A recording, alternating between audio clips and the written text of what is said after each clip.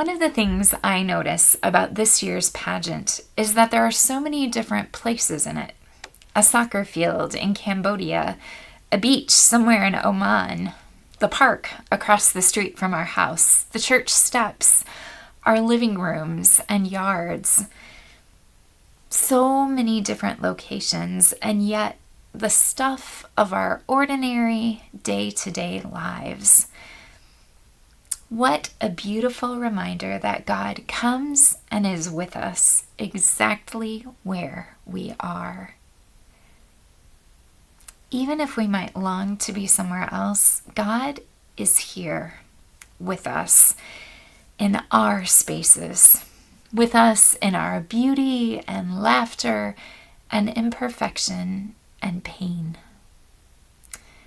I read this week that the practice of live nativity scenes, of acting out the story of Jesus' birth, began with Francis of Assisi, who wrote, "I want to do something that will recall the memory of that child who was born in Bethlehem, to see with bodily eyes the inconveniences of his infancy."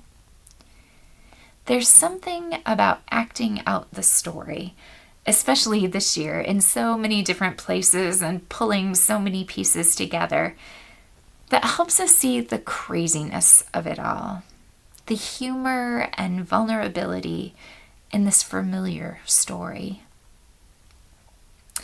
As I was sitting with the Luke 2 parts of this story this week, I found myself drawn to the parts about the shepherds, how the glory of the Lord shone around them, how they were afraid, how they were witnesses, and how, we're told, they returned, glorifying and praising God. First, the glory part. This was my part in the pageant, wearing my neon yellow windbreaker just in case my arm showed on camera. I held a work light over Emma and Bree and switched it on, and the scene and the glory of the Lord shone around them. We all noted that maybe we should have waited till it was a bit darker, because the light wasn't very noticeable. Glory is associated with light, and also with God's holiness, with God's character and power, and it's often revealed in the most difficult of circumstances, in the Garden of Gethsemane, on the cross. God's glory is revealed in God's love. And the story of Christmas is surely the story of God's love. God's love revealed to Mary and Joseph, to the shepherds, to each one of us. And the angel came to the shepherds just like the angel came to Mary, when they were doing their ordinary things in their ordinary place, in the hills where they lived and tended their sheep. God's love and God's glory are often revealed in the midst of our ordinary day-to-day lives, and sometimes it's a little hard to see. Second, I noticed how the shepherds were afraid. Afraid of the angel, because people are often afraid of angels, but maybe also afraid of the task they were given to do, to go and see and spread the news. Kenneth Bailey, in his book Jesus Through Middle Eastern Eyes, talks about how shepherds were close to the bottom of the social scale in their society. They were used to being rejected. And if this child were really the Messiah, would the parents even let them in? But the angel reassures them by telling them the baby would be wrapped in cloths and lying in a manger, poor like they were.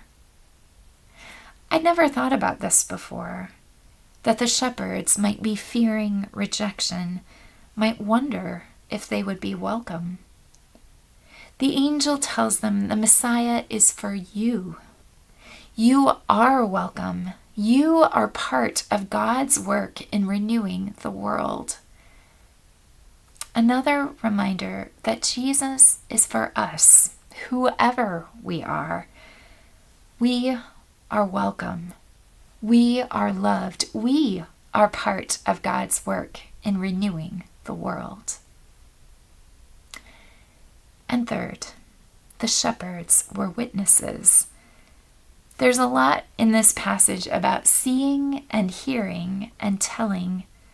The shepherds, despite their fears, tell what they've seen and heard. They tell the people in Bethlehem, they tell Mary and Joseph, and they invite us to see and hear and tell too.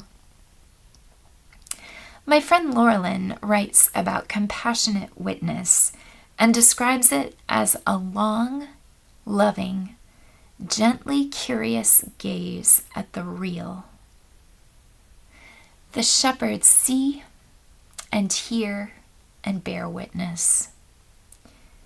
The story ends in Luke with the words, "The shepherds returned, glorifying and praising God for all the things they had heard and seen, which were just as they had been told." That line has been on my mind this week in the midst of all of the everything, the busyness of Christmas preparations, the ache of the get-togethers that aren't happening, the moments of sweetness and not so sweetness. The shepherds returned, glorifying and praising God for all of the things they had heard and seen, which were just as they had been told. I hear in this an invitation to pay attention. What have you seen and heard? What good news do you have to tell? And I also hear in this an invitation to return to Jesus. An invitation in the midst of whatever you are experiencing to remember Jesus. Jesus, who knows the inconveniences and vulnerability and wonder of being human. Jesus, who looks on us in love. Jesus, who welcomes us and includes us wherever we are in his work of renewing the world. Thanks be to God. Amen.